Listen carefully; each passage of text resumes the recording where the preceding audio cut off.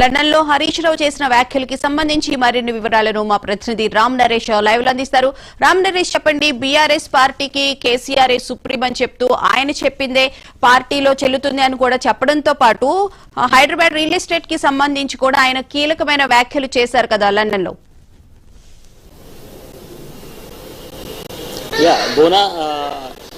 BRS మాజీ మంత్రి Harish Rao London పర్యటనలో ఉన్నారు. లండన్లోని బీఆర్ఎస్ ఎన్ఆర్ఐ సంబంధించిన మీట్ ది గ్రీట్ అనే కార్యక్రమంలో పాల్గొంటూ ఆయన కొన్ని కీలక వ్యాఖ్యలు అయితే చేయడం జరిగింది. బీఆర్ఎస్ పార్టీలో కేసీఆర్ఏ సుప్రీం, ఆయన మించిన వారు ఎవరూ లేరంటూ కూడా వ్యాఖ్యలు చేయడం జరిగింది. ఆయన ఏ నిర్ణయం తీసుకుంటే ఆ నిర్ణయానికి ప్రతి ఒక్కరూ కట్టుబడి ఉండాలంటూ కూడా పరోక్షంగా కవితకు సంబంధించిన కవితను ఉద్దేశించి ఆయన వ్యాఖ్యలు చేసినట్టుగా తెలుస్తుంది. డైరెక్ట్ గా ఎక్కడ వ్యాఖ్యలు చేయకుండా ఇండైరెక్ట్ గా ఈ వ్యాఖ్యలు చేసినట్టుగా చూడొచ్చు అని చెప్పవచ్చు. ప్రధానంగా చూసుకుంటే లండన్ పర్యటన సందర్భంగా ఈరోజు బీఆర్ఎస్ పార్టీకి సంబంధించిన ఎన్ఆర్ఐ వాళ్ళతో మాట్లాడుతూ కూడా తెలంగాణ రాష్ట్రానికి సంబంధించేసి మొదటిగా అంటే లండన్ లోనే ఎన్ఆర్ఐ వింగ్ ను ఏర్పాటు చేయడం జరిగింది. ఆ వింగ్ ద్వారానే ప్రపంచవ్యాప్తంగా బీఆర్ఎస్ పార్టీకి అన్ని చోట్ల కూడా వింగ్లు ఏర్పాటు చేసుకోవడం జరిగిందని చెప్పారు. కాళేశ్వరం ప్రాజెక్టు సంబంధించి మేడిగడ్డలో 2 పిల్లర్లు కుంగితే దాన్ని కాళేశ్వరం మొత్తం కూడా కూలిపోయిందంటూ కూడా తీవ్ర వ్యాఖ్యలు చేస్తున్నారు. ఈ వ్యాఖ్యల్ని అసెంబ్లీ సాక్షిగా అదేవిధంగా బయట కూడా ఖండించడం జరిగిందని చెప్పేసి ఇదే వ్యవహారాన్ని కాంగ్రెస్ అంటే బీఆర్ఎస్ పార్టీపై బురద చల్లే విధంగా కాంగ్రెస్ పార్టీ వ్యవహరిస్తుంది. ఈ అంశాన్ని అటు అసెంబ్లీ అదేవిధంగా ఇటు బయట కూడా తాము బీఆర్ఎస్ పార్టీ తరఫున తాము వ్యతిరేకిస్తున్నామని చెప్పేసి దీనిపై గట్టిగా పోరాడుతున్నామని చెప్పడం జరిగింది. అదేవిధంగా కాంగ్రెస్ పార్టీ అధికారంలోకి వచ్చి 22 నెలలు గడుస్తున్నప్పటికీ ఇప్పటికీ మేడిగడ్డకు సంబంధించిన పిల్లర్లు రిపేర్ చేయలేకపోయింది. అదేవిధంగా రాష్ట్రంలో ఏదైతే సంక్షేమ పథకాలు అమలు చేస్తామని చెప్పిందో ఒక్క సంక్షేమ పథకాన్ని కూడా అమలు చేయలేని పరిస్థితికి కాంగ్రెస్ పార్టీ వచ్చిందని చెప్పేసి ఇచ్చిన 6 గ్యారెంటీలు కానీ 420 హామీలను అమలు చేయలేదు. దీనిపై నిలదీస్తేనే బీఆర్ఎస్ పార్టీపై అక్రమ కేసులు పెడుతున్నారు. అదేవిధంగా బురద జల్లే కార్యక్రమం చేస్తున్నారు. గతంలో కేసీఆర్ హయాంలో ఏ విధంగా రాష్ట్రం అభివృద్ధి చెందింది, రియల్ ఎస్టేట్ ఏ విధంగా పురోభివృద్ధి చెందింది, అదేవిధంగా కాంగ్రెస్ పార్టీ వచ్చిన తర్వాత హైడ్రాన్ తీసుకువచ్చి ప్రజలను భయభ్రాంతులు చేసి పేదల ఇళ్ల కూలగొట్టుకుంటూ రియల్ ఎస్టేట్ ను పూర్తిగా పడగొట్టింది అని చెప్పేసి కూడా ఆయన చెప్పడం జరిగింది. మొత్తంగా చూసుకుంటే ఇటు లండన్ పర్యటనలో ఉన్న సందర్భంగా ఆయన ఎన్ఆర్ఐ సంబంధించిన నేతలతో మాట్లాడుతూ చాలా కీలక వ్యాఖ్యలు చేశారు.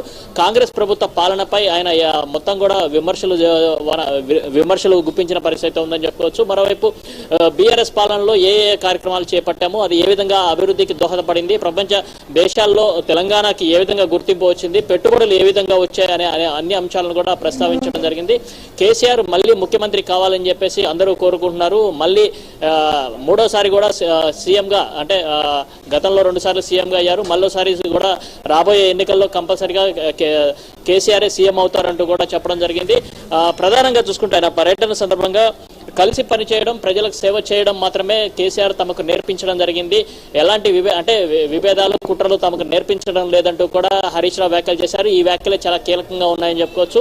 పార్టీలో ఆయన సుప్రీం, ఆయన మించిన వారు ఎవరూ లేరంటూ ఆయన ఏ నిర్ణయం తీసుకున్నా ఆ పార్టీ నేతలంతా కట్టుబడి ఉండాలంటూ కూడా చెప్పారు. అంటే ఈ వ్యాఖ్యలన్నీ కూడా కవిత మొన్న హరీష్ రావు పై చేసిన వ్యాఖ్యలు కానీ అదేవిధంగా సంతోష్ పై చేసిన వ్యాఖ్యలు ఏవైతున్నా ఆ వ్యాఖ్యల్ని పరోక్షంగా ఆయన విమర్శించినట్టుగైతే చెప్పుకోవచ్చు. ఎందుకంటే ఇక్కడ హరీష్ రావుని డైరెక్ట్ గా పేరు పెట్టి కవిత విమర్శలు చేశారు. ఈ నేపథ్యంలో హరీష్ రావు ఎక్కడా కూడా డైరెక్ట్ గా స్పందించలేదు. కానీ ఈ రోజు ఎన్ఆర్ఐకి సంబంధించిన మీట్ ది గ్రీట్ లో మాట్లాడుతూ ఆయన పరోక్షంగా ఈ వ్యాఖ్యలు చేశారు. అంటే కేసీఆర్ ఏదైతే ఆదేశిస్తారో అదే అందరు చేయాల్సి ఉంటుంది. అంటే కేసీఆర్ ఆమెను సస్పెండ్ చేశారు కాబట్టి ఆ సస్పెండ్ కి కట్టుబడి ఉండాలి.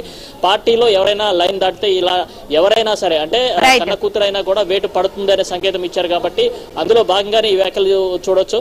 మరోవైపు ఎన్ఆర్ఐ వాళ్ళతో మాట్లాడుతూ కూడా కాంగ్రెస్ పార్టీ ఏదైతే అధికారంలోకి వచ్చిన తర్వాత చేపట్టిన కార్యక్రమాలని ఆ కార్యక్రమాలన్నింటిని కూడా ఎండబడుతూ ఆయన తీవ్ర విమర్శలు చేసిన పరిస్థితి ఉందని చెప్పుకోవచ్చు. పార్టీ మళ్ళీ అధికారంలోకి వస్తుంది, ఎన్ఆర్ఐలంతా కూడా అండగా ఉండాలంటూ కూడా హరీష్ రావు కోరిన పరిస్థితి ఉంది. బోనా right, thank you Ram Naresh.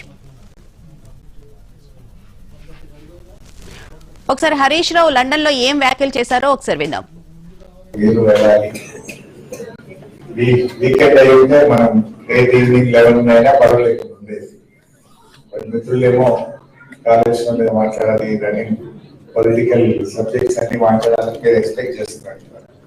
But I don't take much time. I know మీకు కూడా రేపు అంతా కూడా బిజీ షెడ్యూల్ ఉంటుంది కనుక ఒక 25-30 minutes లో ముగించే ప్రయత్నం చేస్తాను. నెక్స్ట్ టైం ఎట్లా నా డాక్టర్ ఇక్కడ జాయిన్ అయింది కనుక మధ్యలో రావాల్సి ఉంటుంది. ఈసారి వచ్చినప్పుడు ఏదైనా వీకెండ్ చూసి ప్లాన్ చేస్తాం.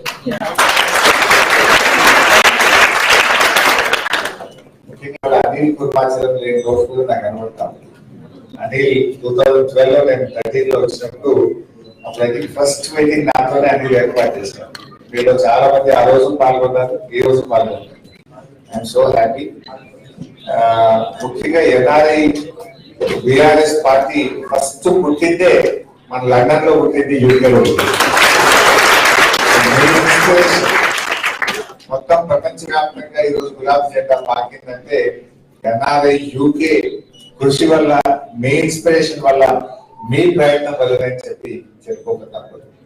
అంతేకాదు ముఖ్యంగా మన కల్చర్ ను కూడా, మన బతుకమ్మను, మన బోనాలను కూడా అద్భుతంగా లండన్ లో ప్రారంభించి ప్రపంచవ్యాప్తంగా కూడా జరగడానికి దోహదపడ్డది కూడా ఎన్ఆర్ఐ యూకే విభాగం.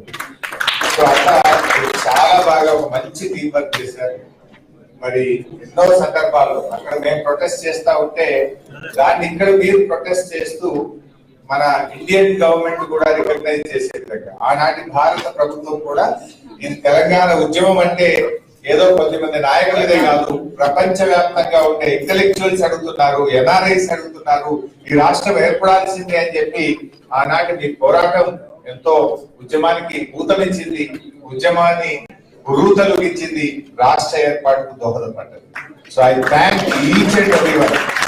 ఆ రోజు నుంచి ఈ రోజు వరకు కేసీఆర్ గారి నాయకత్వానికి సపోర్ట్ చేస్తూ ఈ గులాబ్ జెండాను ముందుకు తీసుకుపోయిన మా యూకే ఎన్ఆర్ఐ విభాగం ఈ రోజు మీటింగ్ లో ఉండొచ్చు, ఉండకపోవచ్చు, కష్టపడ్డ ప్రతి ఒక్క వ్యక్తికి నేను యావత్ తెలంగాణ ప్రజల పక్షాన, బిఆర్ఎస్ పక్షాన వారికి హృదయపూర్వక ధన్యవాదాలు తెలియజేస్తాను.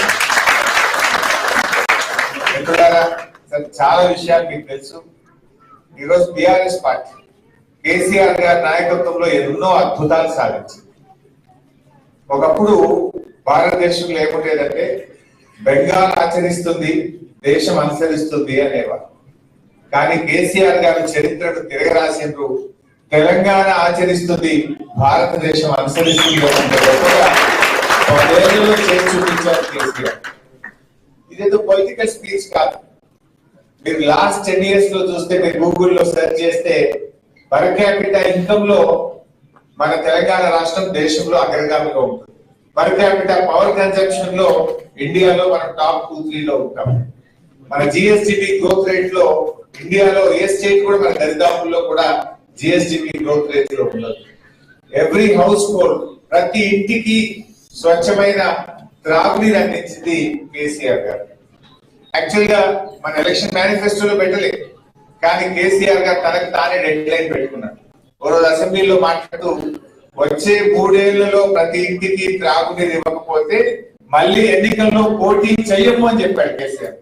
మా గుండెలు అదిరిపోయింది అసెంబ్లీలో ఉన్నాం, ఇంత ధైర్యంగా చెప్పాడు. ఎందుకంటే మనకంటే ముందు 60 ఏళ్ళు పాలించిన వాళ్ళు ఉన్నారు. 60 ఏళ్లలో చేయని పనిని 3 ఏళ్లలో చేస్తాను. ఒక మారుమూల గోండుగూడెం నుంచి హైదరాబాద్ నగరం వరకు ప్రతి ఇంటికి స్వచ్ఛమైన శుద్ధి చేసిన త్రాగునీరు అందిస్తాను. ఆ ప్రోగ్రామ్ పేరే మిషన్ అని ఒక ప్రోగ్రామ్ పెట్టాను. నిజంగా ప్రతిరోజు ఉదయం లేస్తే మనం కాఫీ, టీ ఎట్లా తాగుతామో కేసీఆర్ గారు ఉదయం లేవగానే 2 పనులు చేసేవాడు. పవర్, అసలు మనం బిఆర్ఎస్ పార్టీ అధికారంలోకి వచ్చినాడు రాష్ట్రంలో హైదరాబాద్ లో 4 hours పవర్ హాలిడే. గ్రామీణ ప్రాంతాల్లో అయితే పొద్దున 6కి పోతే రాత్రి 6 దాకా కరెంట్ రాదు. కరీంనగర్, వరంగల్, ఖమ్మం, నల్గొండ, నిజామాబాద్ ఇట్లాంటి జిల్లా హెడ్ క్వార్టర్స్ అయితే daily 6 hours power cut. Industries కు 3 days పవర్ హాలిడే. ఆ సిచ్యువేషన్ లో రాష్ట్రం ఏర్పడింది. కానీ 1 year లో ఎగ్జాక్ట్లీ ఇయర్ అది గ్రామీణ ప్రాంతమా, పట్టణ ప్రాంతమా, హైదరాబాద్